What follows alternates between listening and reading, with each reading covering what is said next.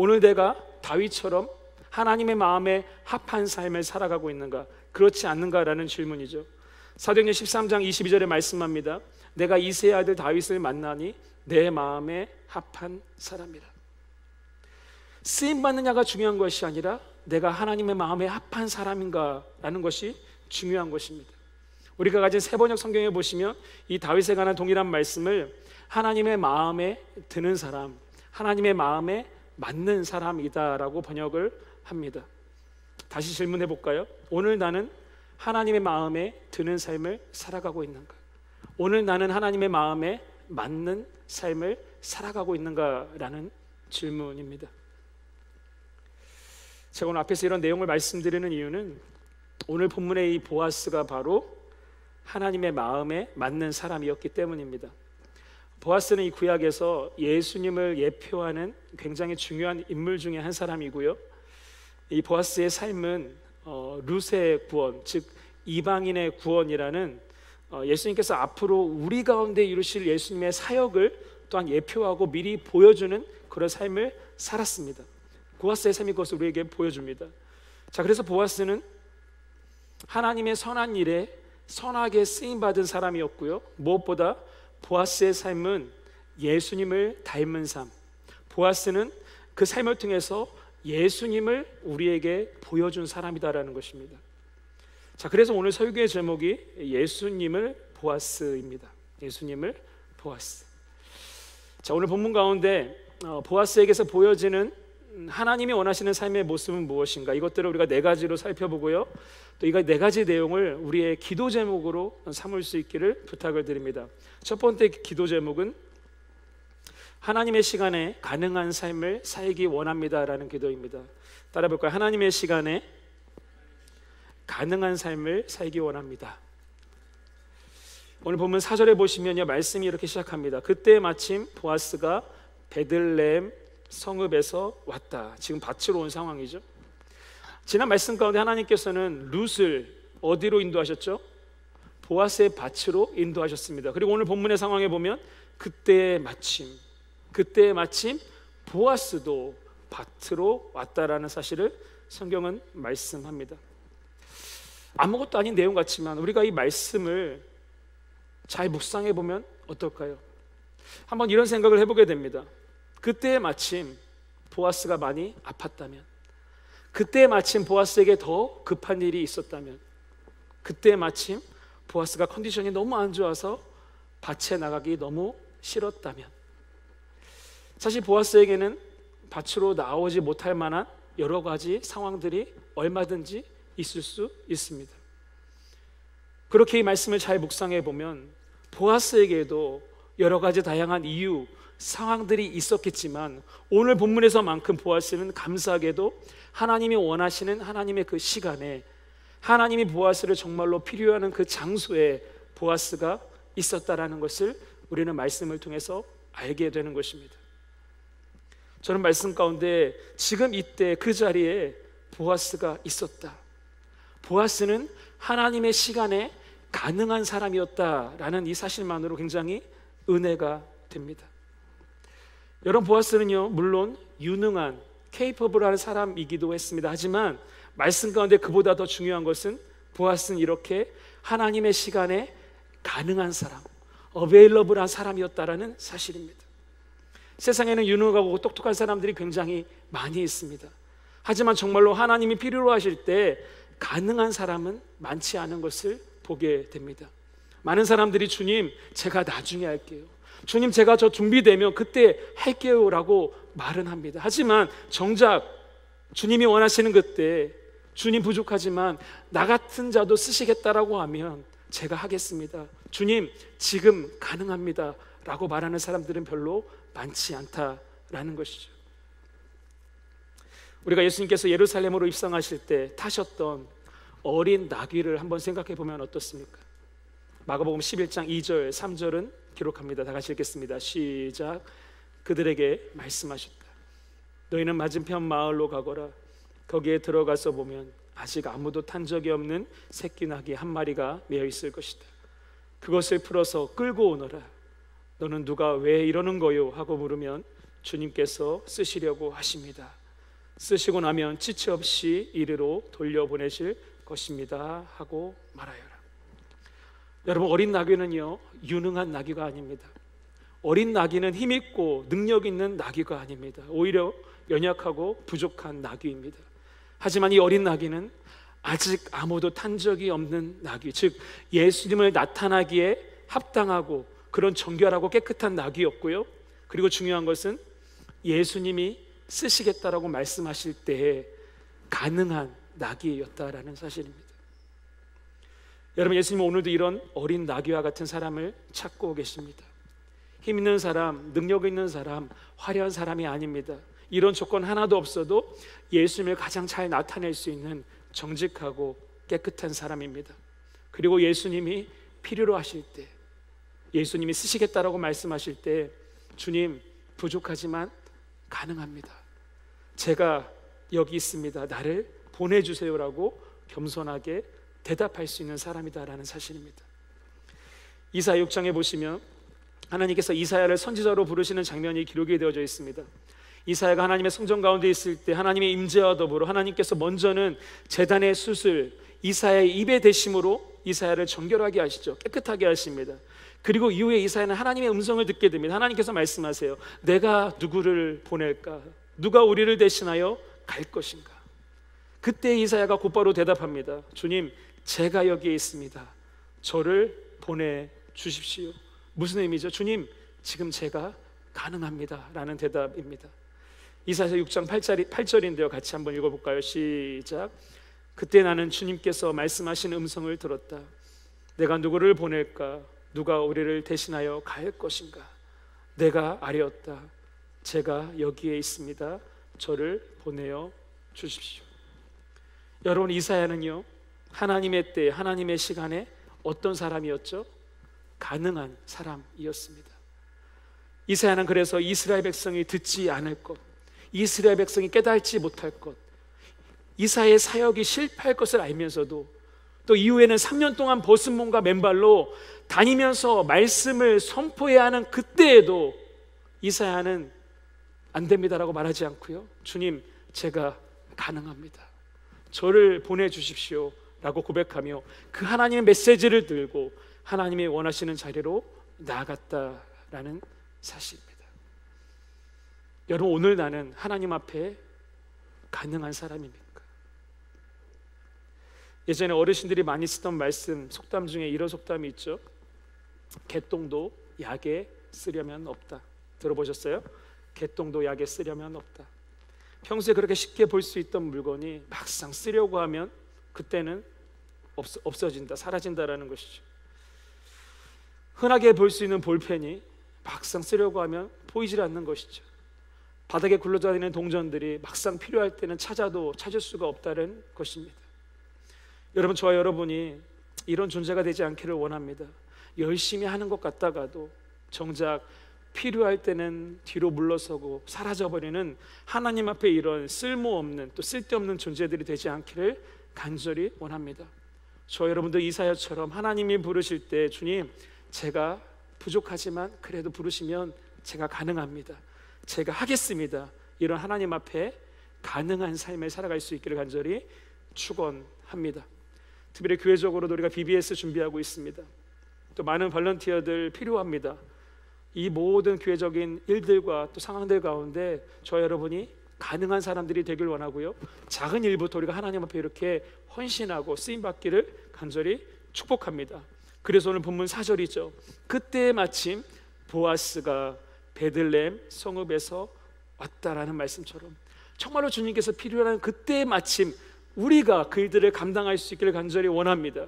주님이 원하시는 그때 마침, 주님이 나를 필요로 하는 그 장소에서 주님의 뜻을 이루어내는 사명의 삶, 주인 되신 그 주님의 마음을 기쁘게 하는 그런 축복된 삶을 우리 모두가 살아갈 수 있기를 간절히 축원합니다. 두 번째, 오늘 본문 말씀을 통해서 품게 되는 기도 제목은요, 하나님의 언어에 적합한 삶을 살기 원합니다라는 기도입니다. 따라해 볼까요? 하나님의 언어에 적합한 삶을 살기 원합니다. 본문 4절입니다. 같이 읽겠습니다. 시작. 그때 마침 보아스가 베들레헴 성읍에서 왔다. 그는 주님께서 자녀들과 함께 하시기를 비내하면서 곡식을 거두고 있는 일꾼들을 격려하였다. 그들도 보아스에게 주님께서 주인 어른께 복을 베푸시기 바랍니다 하고 인사하였다. 자, 말씀해 보시면 보아스가 일꾼들에게 와서 가장 처음 한 말이 무엇이죠? 너희들 왜 이렇게 굼뜨게 일하고 있니? 왜 이렇게 지금 놀고 있니? 이런 말들이 아니었습니다. 보아스가 어떻게 말하죠? 주님께서 자네들과 함께 하시기를 비내라고 말합니다. 성경은 이 보아스의 말을 뭐라고 표현하죠? 일꾼들을 격려하였다, 즉 격려의 말이었다라고 표현합니다. 위튼 컬리지 교수였던 데니엘 블락이라는 신학자는 이런 보아스의 인사를 이렇게 해석을 해요. 보아스의 인사는 그가 평소에 주변 사람들과 일꾼들을 자비롭고 인간적으로 대했음을 뜻하는 것으로 풀이된다. 보아스는 평소에도 일꾼들에게 자비롭고 또 격려의 말, 그들을 축복하는 말을 굉장히 많이 했다라는 것이죠. 그리고 이런 격려의 말이 먼저 있었기에 일꾼들도 자연스럽게 어떻게 하죠? 그들도 보아스에게 주님께서 주인 어른께 복을 베푸시기 바랍니다 하고 인사하였다. 단순히 인사를 넘어서서 일꾼들도 정말로 보아스를 축복하고 복을 빌어주는 마음을 갖게 했다라는 것을 말씀 가운데 보게 됩니다. 자, 그래서 오늘 본문에서 제가 이 보아스의 말이 하나님의 언어에 적합했다라고 말씀드리는 이유가 있습니다. 이 룻기와 동일한 시대죠. 이 사사 시대를 기록하고 있는 사사기 6장에 보시면 이전에도 우리가 나눈 적이 있는데요, 기드온에 관한 말씀이 기록이 되어져 있습니다. 이스라엘 백성이 미디안 때문에 고통당하고 있습니다. 기드온도 미디안 사람들 때문에 그 눈을 피해서 포도주 틀에서 초라하게 밀을 타작하고 있을 그때였습니다. 그때 하나님께서 천사를 보내셔서 기드온에게 가장 먼저 하신 말씀이 무엇인가? 사사기 6장 12절인데요 같이 읽어볼까요? 시작. 주님의 천사가 그에게 나타나서 힘센 장사야, 주님께서 너와 함께 계신다 하고 말하였다. 주님께서 천사를 통해서 무엇을 말씀하시죠? 너 왜 이렇게 초라하니? 지금 뭐하고 있니? 이렇게 말씀하지 않으십니다. 힘센 장사야, 주님께서 너와 함께 하신다. 어떤 말이죠? 바로 격려의 말이었습니다. 그리고 우리가 이 사사기 말씀과 오늘 본문 이 4절 보아스의 말, 주님께서 자네들과 함께 하시기를 비내라는 말을 비교해 보면 어떻죠? 지금 보아스의 이 말이 이전에 하나님께서 사사기 말씀 가운데 천사의 입을 통해서 사용했던 그 하나님의 말씀, 하나님의 언어와 굉장히 닮아 있구나라는 것을 깨닫게 됩니다. 무슨 말이죠? 보아스의 언어가 하나님의 언어에 적합했다. 하나님의 사용하시는 단어와 보아스는 적합한 삶을 살았다는 사실을 알 수 있습니다. 그리고 오늘 보아스의 이 말을 보시면요, 이 말의 중심에 누가 있죠? 주님께서 자네들과 함께 하시기를 비내. 누가 계시죠? 바로 하나님이 계셨습니다. 다시 말하면 보아스의 말의 중심에는 자기 자신이 아니라 하나님이 중심이었던 것을 보게 됩니다. 하나님 중심의 언어를 사용하고 있다는 것이죠. 기본적으로 두 가지 질문을 해보게 됩니다. 오늘 나의 말은 이런 하나님의 언어와 많이 닮아 있는가? 두 번째는요, 오늘 나는 하나님 중심의 말을 사용하고 있는가? 어떻게 이런 것들이 가능하죠? 누가복음 6장 45절은 말씀합니다. 같이 읽습니다. 시작. 선한 사람은 그 마음속에 갈무리해 놓은 선 더미에서 선한 것을 내고 악한 사람은 그 마음속에 갈무리해 놓은 악더미에서 악한 것을 낸다. 마음에 가득 찬 것을 입으로 말하는 법이다.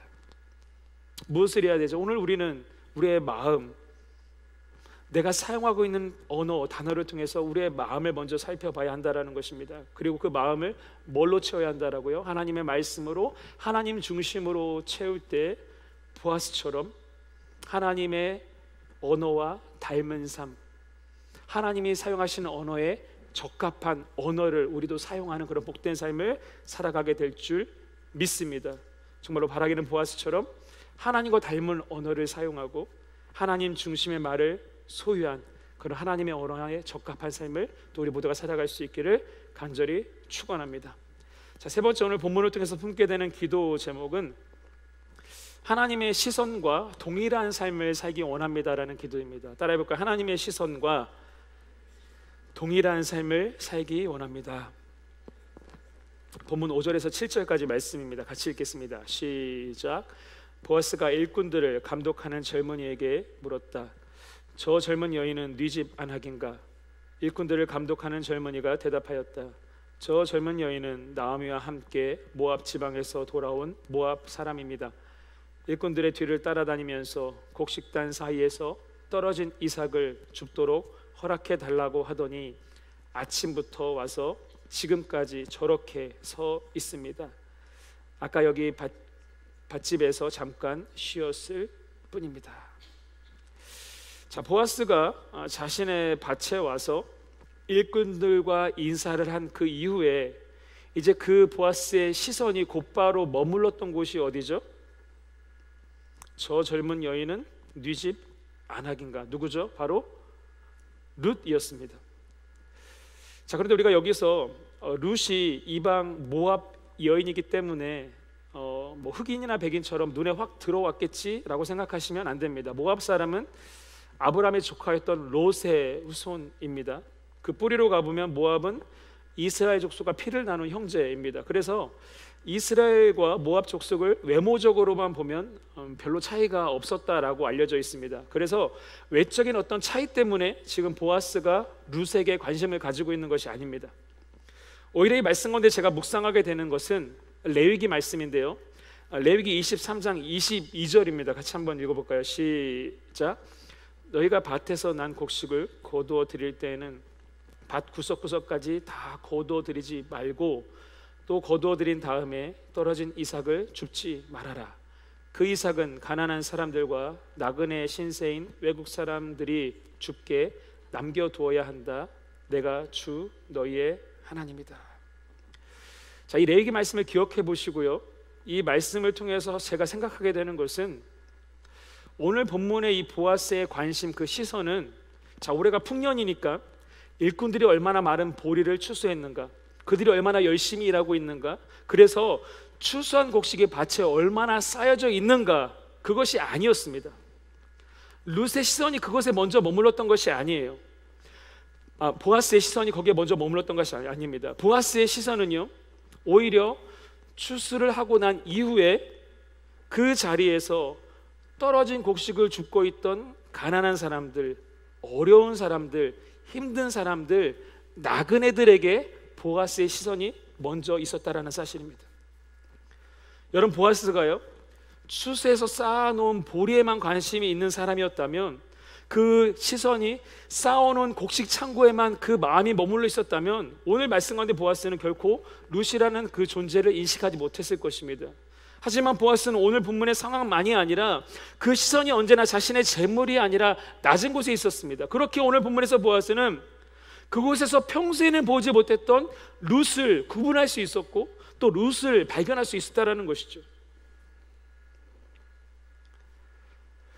여러분, 오늘 말씀 가운데 잘 보시면요, 오늘 본문에서 이 성경의 렌즈, 즉 하나님의 렌즈, 하나님의 시선이 우리에게 보여주기 원하는 것도 마찬가지예요. 오늘 성경의 시선이 어떤 추수와 쌓아놓은 곡식에 있지 않았습니다. 오늘 말씀 가운데 성경이 우리에게 자꾸 보여주기 원하는 것, 우리가 봐야 했던 것이 뭔가 하면 룻이었습니다. 곡식이 아니라 곡식을 추수한 그 밭에서 곡식을 줍고 있던, 이삭을 줍고 있던 룻이었습니다. 성경의 관심도 정확하게 룻을 향하고 있고요, 오늘 말씀 가운데 보아스의 관심, 그 시선도 룻을 향하고 있었다라는 것입니다. 무엇이죠? 보아스의 시선과 하나님의 시선이 동일한 곳을 향하고 있었다라는 것입니다. 보아스라는 이 사람은 하나님과 동일한 시선을 가지고 살아가는 사람이었다라는 것을 말씀이 우리에게 보여줍니다. 우리가 자주 부르는 찬양이 있습니다. 하나님 아버지의 마음이라는 찬양이죠. 이 가사를 한번 묵상해 보시면서 우리 한번 같이 불러볼까요? 다 아시는 찬양이죠? 천천히 한번 불러보겠습니다. 아버지, 당신의 마음이 있는 곳에 나의 마음이 있기를 원해요. 아버지, 당신의 눈물이 고인 곳에 나의 눈물이 고이길 원해요. 아버지 당신이 바라보는 영혼에게 나의 두 눈이 향하길 원해요. 아버지 당신이 울고 있는 어두운 땅에 나의 두 발이 향하길 원해요. 나의 마음이 아버지의 마음 알아. 내 모든 뜻 아버지의 뜻이 될 수 있기를. 나의 온 몸이 아버지의 마음 알아. 내 모든 삶 당신의 삶 되기를. 이 찬양의 이 고백을 할 수 있는 사람이 바로 보아스였습니다.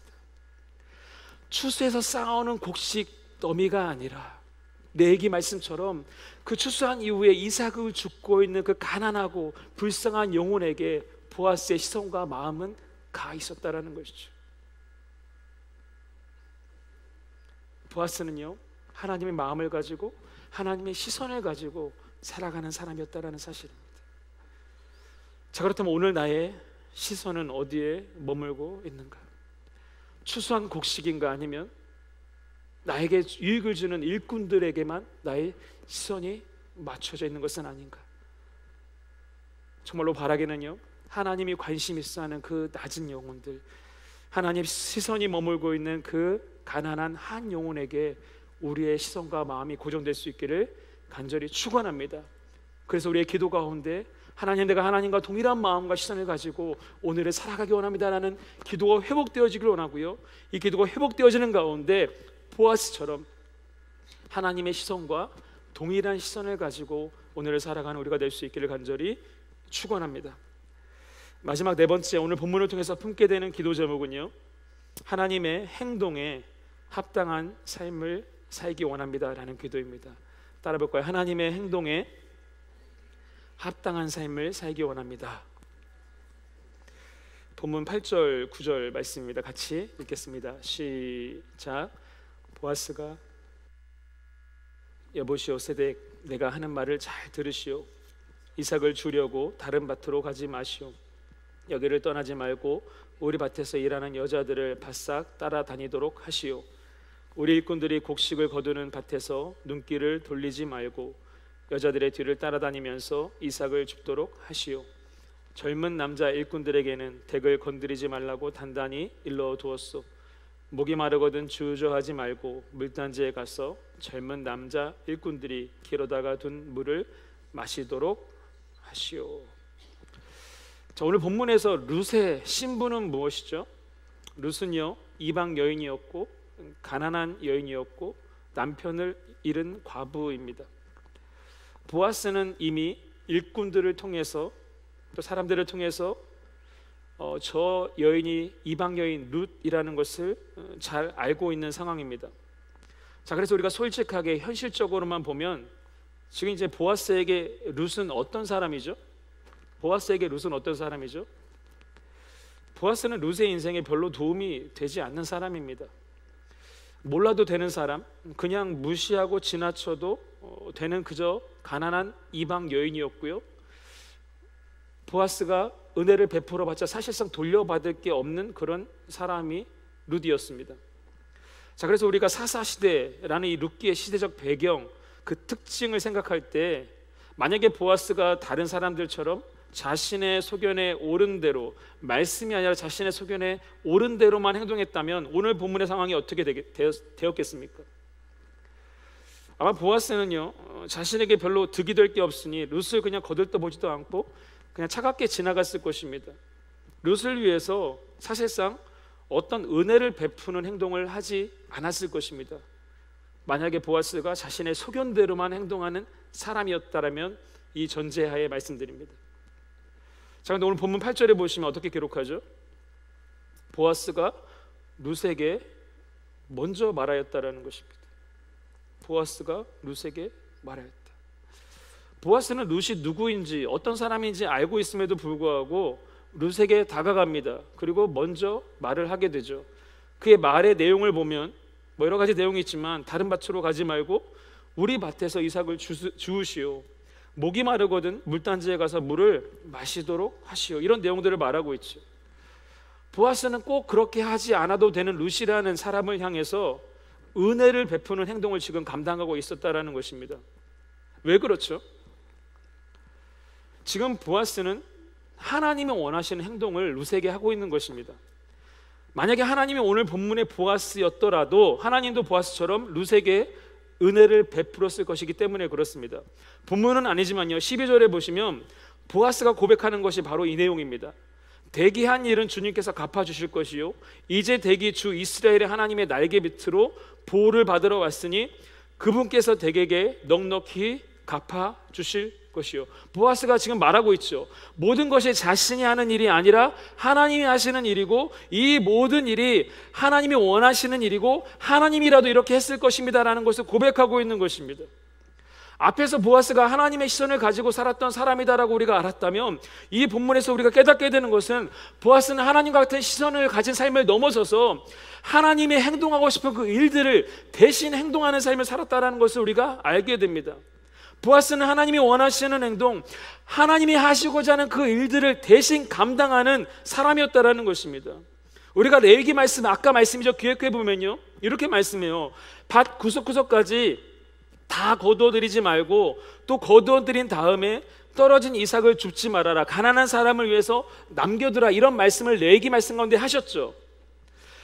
보아스가 이 말씀에만 순종한다면 그저 보아스는 가난한 사람들을 위해서 다 거두지 않고 떨어진 이삭을 줍지 않기만 하면 되는 것입니다. 그런데 보아스는 그 정도가 아니죠. 하나님이라면 어떻게 하셨을까? 그 하나님의 마음을 고민하고 그 하나님의 마음을 알고 있었다라는 것입니다. 그래서 오늘 본문에 보시면 물도 마셔라. 16절로 가보시면요, 일꾼들에게 오히려 이삭을 뽑아 흘려서 그 여인이 죽도록 해라. 말씀이 요구하는 것 이상의 은혜를 보아스가 베풀고 있다는 것입니다. 왜 그렇죠? 이것이 하나님의 마음이었고 하나님이라도 이렇게 행동했을 것이기 때문에 그렇습니다. 여러분, 하나님이 얼마나 기뻐하셨겠습니까? 너는 내가 하고 싶어하는 그 일을 대신하고 있구나. 내가 이루고자 하는 그 일들을 네가 나를 대신해서 이루고 있구나. 너가 하는 그 일을 보니 내 마음이 시원하다. 이렇게 보아스를 칭찬하지 않으셨을까요? 잠언 15장 13절은 말씀합니다. 개역개정 번역입니다. 충성된 사자는 그를 보낸 이에게 마치 추수하는 날의 얼음 냉수 같아서 능히 그 주인의 마음을 어떻게 한다고요? 시원케 하느니라. 보아스가 그렇습니다. 하나님 마음을 시원케 하는 사람, 삶을 살았던 사람이에요. 특별히 이후에 보시면 20절 말씀에 보시면 나오미가 룻을 통해서 보아스에 대해서 듣고 보아스에 대해서 하는 말이 기록이 되어져 있습니다. 20절 보시면 나오미가 말하죠. 그 사람은 먼저 세상을 뜬 우리 식구들에게도 자비를 베풀더니 살아있는 우리에게도 한결같이 자비를 베푸는 거라. 보아스는 한두 번 그냥 은혜를 베풀었던 사람이 아닙니다. 말씀처럼 오랜 시간 동안 한결같이 자비를 베푸는 삶을 살았고요, 그런 행동이 하나님의 행동, 하나님이 원하시는 행동에 합당한 삶이었다라는 것입니다. 그 삶을 계속해서 살아왔다는 것이죠. 그래서 가장 놀라운 것은요, 보아스의 인생에 정말로 아무것도 아닌 룻, 아무런 도움, 아무런 유익이 없을 것 같았던 이 룻, 그냥 지나가도 아무렇지도 않은, 무시해도 되는 이런 이방 여인 룻을 향한 보아스의 행동, 하나님과 같은 행동, 하나님 같은 그 은혜를 베푸는 그 은혜의 행동 때문에 어떻게 되죠? 보아스는 결국 룻과 더불어 예수님의 족보에 기록되는 굉장히 축복의 주인공이 되었다는 것을 우리가 기억하고 있다는 사실입니다. 여러분, 오늘 저와 여러분의 마음과 생각 가운데 저 사람이 나에게 어떤 유익이 될까, 이것이 나에게 어떤 도움이 될까, 이것들을 생각하는 것이 아니라 하나님이라면 어떻게 했을까라는 것을 생각하고 그것들을 고민하길 원합니다. 그래서 하나님의 행동에 합당한 삶, 하나님이 하고 싶어하는 일들을 대신 이루어드리는 그 생명의 삶, 하나님의 마음을 시원케 하는 삶을 우리 모두가 살아갈 수 있기를 간절히 축원합니다. 그러면 하나님도요, 우리가 기대한 것보다 더 놀라운 은혜, 하나님만이 주실 수 있는 그 놀라운 축복을 우리의 인생 가운데 넘치도록 채워주실 줄 믿습니다. 할렐루야. 말씀을 마무리해 볼까요? 오늘 말씀과도 우리는 보아스라는 인물을 살펴보게 됩니다.